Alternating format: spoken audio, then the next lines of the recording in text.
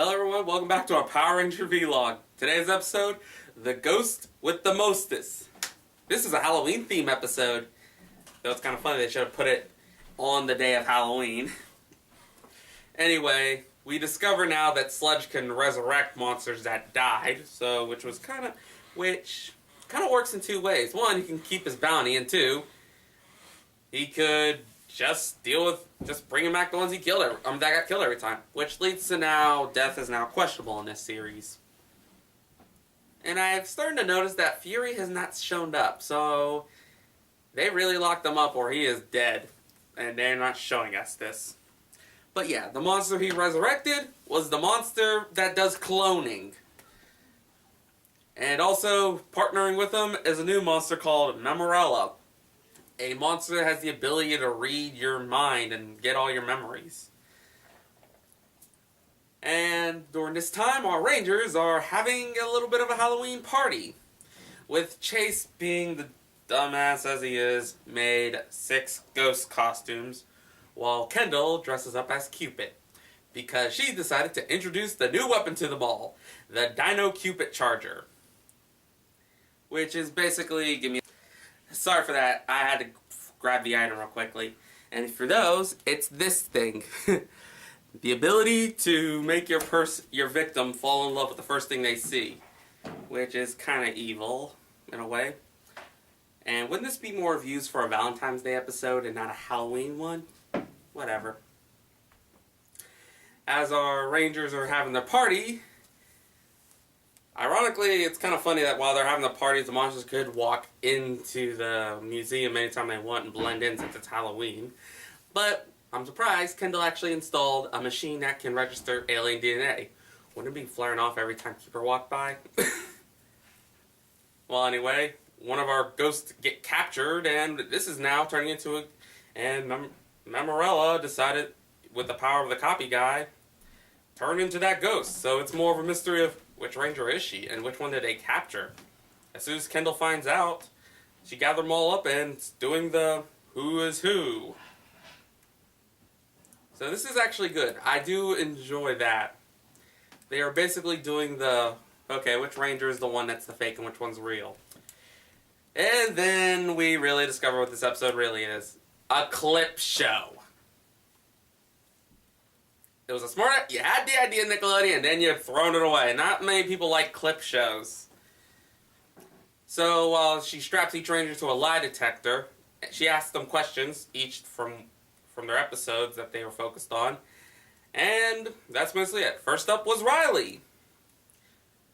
Riley's first questions was, how did he meet Tyler and Shelby, which they shown the clip.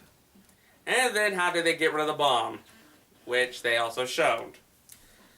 Really, I would have thought they would ask him a different question besides the bomb. He says he was not really focused on that episode. It was more of an Ivan question.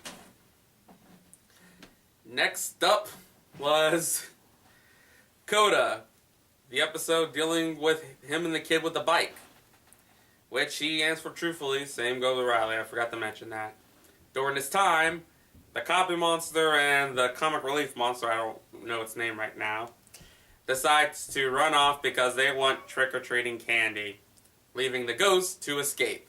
And the only clue we got from when the ghost was trying to escape that it's male based on how it sounds when it snores. So we had to take a guess. It was one of the 5 guys. Next up, it was Captain Bland's turn. His was basically the first question of how he met Chase, which led him to get his Energem, and how he summoned the T-Rex sword, which was also a trick question. And he still passed. Next up was Chase. I wish it was Chase. Chase trolled everyone with saying he got injured by the lie detector, but he still passed. With the episode of how to defeat the copy monster and the copy fury by farting on them. And he passed. I might have to be him. All that was left was Ivan and Shelby. Next up was Shelby, and her question was hard because This question dealt with why she wanted to be a princess so much. And she was trying to lie because she doesn't want to confess her feelings. First up, she said it was because she wanted to wear the crown, when it showed in the clip that she found it annoying. They thought it was the dress. Then they showed the clip that she hated the dress. She just didn't want to admit that she has feelings for Tyler, because when Tyler dressed up like a prince, she actually stayed wanting to be a princess. Which she lied about, proving her wrong. And as soon as they're ready to gang up on her, Kendall was like, she's the real one. With all of them like, wait, what? And then the ghost shows up to reveal who it was. It was Coda. Coda was the fake. And really how they found out, you wouldn't even actually pay attention unless you really watched the episode, which caught me off guard. Because throughout the whole time, Coda kept calling Kendall Miss Morgan. Which is more in a respectful route, but Coda keeps calling her Kendall throughout every time he sees her. That was a good trick. I'll give you that one. They were able to take out Memorella so she didn't get the Energem, but she did find where the secret base is, so they had to try to take her out. As soon as they got her away from the area, they began their morphing battle style, and as Tyler said, this battle was quick, and it was. Because what they did, as soon as she summoned minions, they used the Cupid Charger to make all the minions fall in love with Memorella, giving her a big hug, while Ivan finished them off. Then we get the giant Zord battle, and only Ivan's going to be doing this fight. And then Nickelodeon I'm going to say it, they fucked up. For one good reason.